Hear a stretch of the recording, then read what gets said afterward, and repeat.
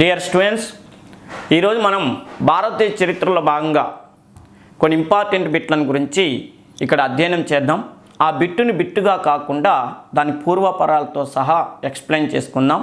ఇంకో ముఖ్యమైన విషయం ఏంటంటే, దాదాపు డైరెక్ట్ బిట్లు ఇచ్చే రోజులు పోయినాయి కాబట్టి జతపరచటానికి ఎక్కువ ప్రాధాన్యత ఇస్తున్నారు కాబట్టి మనం ప్రశ్నలన్నీ జతపరిచే విధంగానే చదువుకుందాం.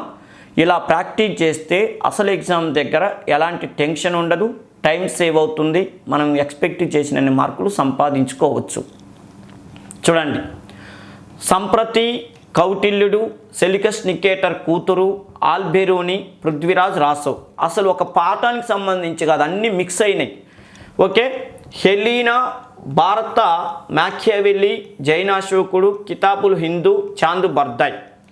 సంప్రతి అంటే ఇతన్ని జైనాశోకుడు అంటారు. ఇక్కడున్న వాటిల్లో ఎందుకు జైనాశోకుడు అని సంప్రతి ఎక్కడొచ్చిందంటే, ఈ సంప్రతి అనే వ్యక్తి అశోకుడికి మనవడు.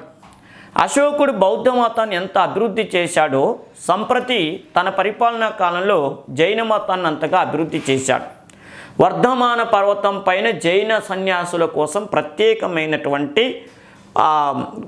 బసదులు అంటే దేవాలయాలు కూడా కట్టించాడు. వాళ్ళకి వసతి సౌకర్యాలు కూడా కల్పించాడు. అందుకని చరిత్రకారులు ఈ సంప్రతి అంటే అశోకుడి మనవడైన సంప్రతిని జైన అశోక అనే పేరుతో పిలిచేవాళ్ళు. నెక్స్ట్ కౌటిల్యుడు.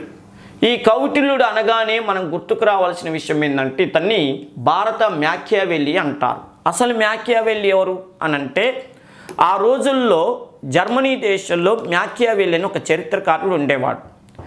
ఈ మ్యాకియావెల్లి అనే వ్యక్తి ఒక పుస్తకం రాశాడు, ద ప్రిన్స్ అనే పుస్తకం రాశాడు. ద ప్రిన్స్, ఆ పుస్తకము ఆనాడు చదవనోడు లేడంట. చక్రవర్తిగా నియమించబడే ప్రతి ఒక్కడు కూడా ఆ పుస్తకం చదివేవాడంట. నేను చక్రవర్తి అయ్యాక ఏం పనులు చేయాలంటే ఒక గైడ్లైన్స్ ఇచ్చే పుస్తకంగా ఈ ప్రిన్స్ అనే గ్రంథాన్ని చెప్తారంట. దాన్ని రాసింది మ్యాకియావెల్లి.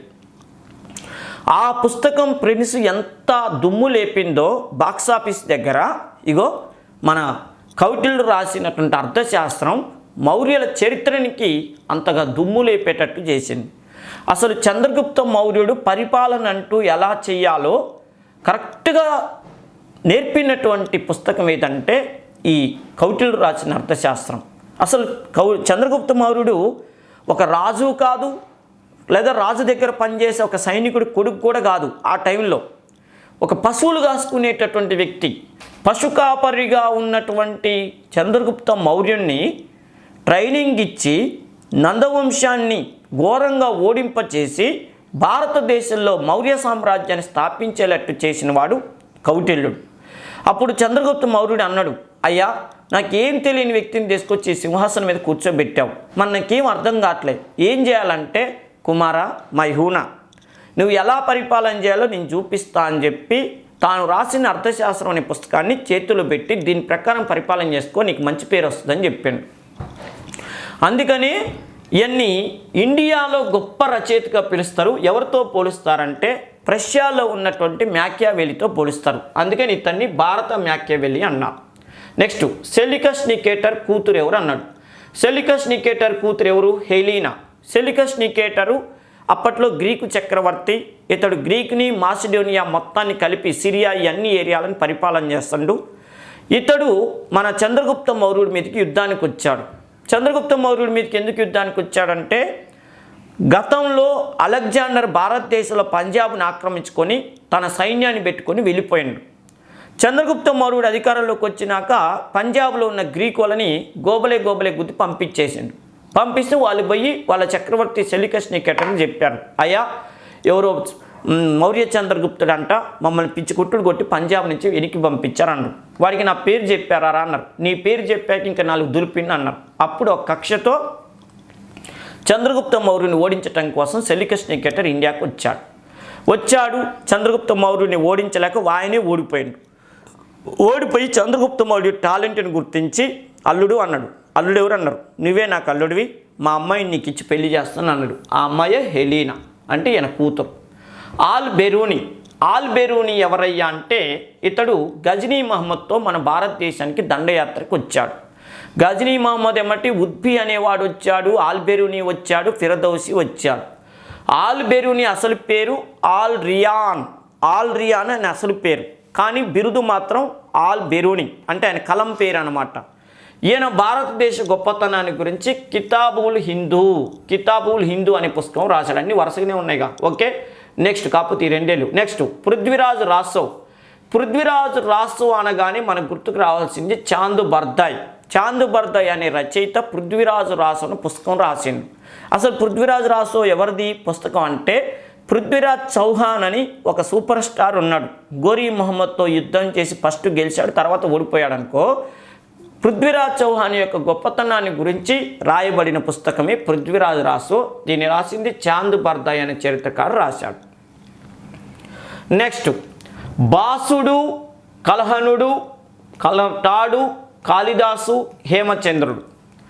స్వప్నవాసవ దత్త, రాజస్థాన్ కథావళి, రాజతరంగిణి, అభిజ్ఞాన శాకుంతలం, పరిశిష్ట పర్వం, సూపర్ గ్రంథాలు అన్నీ ఏడ్చి కూర్చి ఒక దగ్గర పెట్టినట్టుంది వ్యవహారం.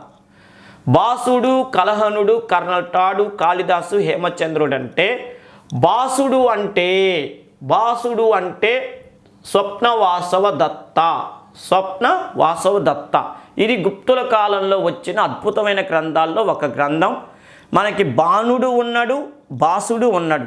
బాణుడు హర్షవర్ధన్ ఆస్థాన పండితుడు, బాసుడు గుప్తుల కాలం నాటి రచయిత. ఇతడు రాసిన గ్రంథం పేరే స్వప్నవాసవ దత్త. కలహనుడు, అసలు కాశ్మీర్ చరిత్ర అంటే కలహనుడు గుర్తు రావాలా. భారతదేశ మొట్టమొదటి చరిత్రకారుడు, ప్రపంచ మొదటి చరిత్రకారుడని హెరిడోటస్ని ఎట్టంటారో, భారతదేశ మొట్టమొదటి చరిత్రకారుడని కలహనుడిని అంటారు. ఇతడు రాజతరంగిణి అనే గ్రంథం రాశాడు, రాజతరంగిణి. కర్నల్ టాడ్, రాజస్థాన్ కథావళి, భారతదేశంలో రాజపుత్రుల యొక్క గొప్పతనాన్ని గురించి రాయించటం కోసం బ్రిటిష్ వాళ్ళు కర్నల్ టాడ్ అనే చరిత్రకారుని ఇండియాకి తీసుకొచ్చారు. ఆయనే రాజపుత్రుల గురించి రాజస్థాన్ కథావళి అనే పుస్తకం రాశాడు. కాళిదాసు అభిజ్ఞాన శాకుంతలం, మన మధ్య వచ్చింది సమంత సినిమా శాకుంతలం అని. అభిజ్ఞాన శాకుంతలం అనే పుస్తకం రాసిండు. ఈ పుస్తకం రాసిన తర్వాతనే కాళిదాసు పేరు బాక్సాఫీస్ దగ్గర గొప్ప పేరు తెచ్చుకుంది. అర్థమైందా? ప్రపంచ చరిత్రకారుడు పేరు పొందాడు. అప్పటి నుంచి ఆయన ఇండియన్ షేక్స్పియర్ అనే పేరుతో పిలవటం మొదలుపెట్టారు. హేమచంద్రుడు పరిశిష్ట పర్వం అనే పుస్తకం రాశాడు. ఇది ఎప్పుడో రాజపుత్రుల కాలంలో రాయబడిన గ్రంథం. కాకపోతే ఈ గ్రంథం గురించి మిమ్మల్ని ఎక్కువగా ఎక్కడ అడగటానికి అవకాశం ఉంటుందంటే, చంద్రగుప్త మౌర్యుడు, the founder of Maurya dynasty. Okay, Chandragupta Maurya అతడు జైన మతాన్ని స్వీకరించాడు.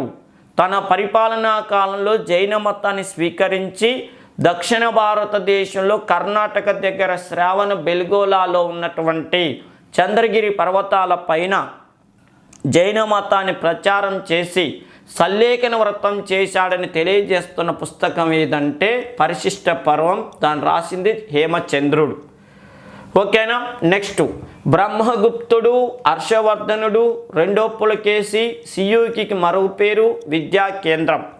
బ్రహ్మగుప్తుడు, హర్షవర్ధనుడు, రెండో పులకేసి, సియు మరో పేరు విద్యా కేంద్రం. భూమి గురుత్వాకర్షణ తెలియజేశాడు. ఐహోలు శాసనం, సకలోత్తర పదదేశుడు, తక్షశిల, బుద్ధిస్ట్ రికార్డు. ఓకేనా? బ్రహ్మగుప్తుడంటే భూమి గురుత్వాకర్షణ సిద్ధాంతాన్ని తెలియజేశాడు. గుప్తుల కాలంలో త్రిరత్నాలను ఉండేవాళ్ళు, త్రిమూర్తులు లేదా త్రిరత్నాలు. వాళ్ళల్లో బ్రహ్మగుప్తుడు ఒకడు, ఆర్యభట్టు ఒకడు, వరామిహుడు ఒకడు. బ్రహ్మగుప్తుడుకున్న గొప్పతనం ఏంటంటే భూమి గురుత్వాకర్షణ సిద్ధాంతాన్ని చెప్పాడు. మన భారతదేశంలో భూమి గురుత్వాకర్షణ సిద్ధాంతం గురించి మొట్టమొదటిసారిగా తెలియజేసిన వ్యక్తి పురాతన కాలంలోనే మన ఎవరు? బ్రహ్మగుప్తుడు. కాకపోతే మన బ్యాళ్ళకి ఏంటంటే మనకి స్కూల్ పుస్తకాలలో చిన్నప్పుడు సార్లు చెప్పి తలకాయ నొప్పి పెట్టేవాళ్ళు. భూమి గురుత్వాకర్షణ సిద్ధాంతం అంటే మన ఫిజిక్స్ సార్ చెప్పేవాడు. న్యూటన్ మొదటి నియమం, న్యూటన్ రెండో నియమం, న్యూటన్ మూడో నియమం అని చెప్పేవాడు. న్యూటన్ కంటే ముందే భూమి గురుత్వాకర్షణ సిద్ధాంతాన్ని తెలియజేసిన వ్యక్తి బ్రహ్మగుప్తుడు. కాకపోతే అన్ని ఇండియన్ న్యూటన్ అనే పేరుతో పిలుస్తారు. నెక్స్ట్ హర్షవర్ధనుని సకల ఉత్తరాపదీశుడు అంటారు. అదే ఆయనకున్న బిరుదు. ఈ బిరుదు ఎవరిచ్చారంటే అప్పటి దక్షిణ భారతదేశంలో ప్రసిద్ధి చెందినటువంటి రెండో పులకేశి అనే చక్రవర్తికి సకల ఉత్తరాపదధీశుడనే బిరుదు ఇచ్చాడు. రెండో పులకేశి కను హర్షవర్ధనుడికి నర్మదా నది పరివాహక ప్రాంతంలో క్రీస్తు శకం 630వ సంవత్సరంలో యుద్ధం జరిగింది. ఆ యుద్ధంలో ఆయన గెలవలేదు, ఈయన గెలవలేదు. రోజు తన్నుకుంటారు, ఎవరు ఓడిపోవట్లేదు. అప్పుడు ఒక రోజున ఇద్దరు కలిసి ఒక ఒప్పందానికి వచ్చారు. ఏమనంటే, బ్రదర్ మీరు ఉత్తర భారతదేశానికి మీరు చక్రవర్తి, దక్షిణ భారతదేశానికి నేను చక్రవర్తి అంటే సరే అని చెప్పి చెరొక బిరుదు స్వీకరిద్దామని చెప్పి హర్షవర్ధనుడికి రెండో పులకేశి సకల ఉత్తర పదధీశుడని ఇచ్చిండు. అంటే సకల ఉత్తర భారతదేశానికి నువ్వు ఈశ్వరుడు లాంటోడివని. ఈశ్వరుడు అనే బిరుదు ఎందుకు ఇచ్చిందంటే, రెండో పులకేశి ఈశ్వరుడు భక్తుడు కాబట్టి నువ్వు సకల ఉత్తరాపదధీశుడు రా నాయన అని చెప్పి ఇచ్చిండు. రెండో పులకేశికి హర్షవర్ధన్ ఏమని బిరుదు ఇచ్చిందంటే, పరమేశ్వర నువ్వు పరమేశ్వరుడు భక్తుడి కాబట్టి నీకు నేను పరమేశ్వర అనే బిరుదు ఇస్తున్నా పో అన్నాడు. నెక్స్ట్ రెండో పులకేశి ఏడిచ్చాడు. రెండో పులకేశి చూడండి, రెండో పులకేశి గురించి తెలియజేస్తున్న శాసనం ఏదంటే ఐహోలు శాసనం. దీన్ని రెండో పులకేశి ఘన విజయాల గురించి తెలియజేసే శాసనం అని చెప్తారు. ఇప్పుడు నేను చెప్పిన స్టోరీ ఉందిగా, హర్షవర్ధనుడికి ఆయనకి యుద్ధం జరిగిందని, అదంతా కూడా దాంట్లోనే ఉన్నది. ఇంకో విషయం ఏంటంటే, రెండో పులకేశి శాసనాన్ని ఆయన వేయించుకోలే, ఆయన సేనాపతి అయినటువంటి రవికీర్తి అనేవాడు వేయించాడు. సియూకి మరొక పేరు ఏందన్నాడు అంటే బుద్ధిస్ట్ రికార్డ్స్ అంటారు ఈ సియూకి అనే గ్రంథాన్ని. దీన్ని హుయాన్ సాంగ్ రాశాడు. భారతదేశ చరిత్ర గురించి తెలియజేసే విదేశీ గ్రంథాల్లో ఇది ఒక అద్భుతమైన గ్రంథంగా చెప్తారు. దీన్ని ఆయన ఏమంటే సియూకి అనే పేరు రాస్తే దాన్ని వాల్టర్, ఇంగ్లీషు చరిత్రకారుడు అయిన వాల్టర్ అనేటటువంటి వ్యక్తి దాన్ని బుద్ధిస్ట్ రికార్డ్స్ లేదా the western history of world అనే పేరుతో ఇంగ్లీష్లోకి అనువాదం చేశాడు. నెక్స్ట్ విద్యా కేంద్రం ఏంటంటే తక్షశిల.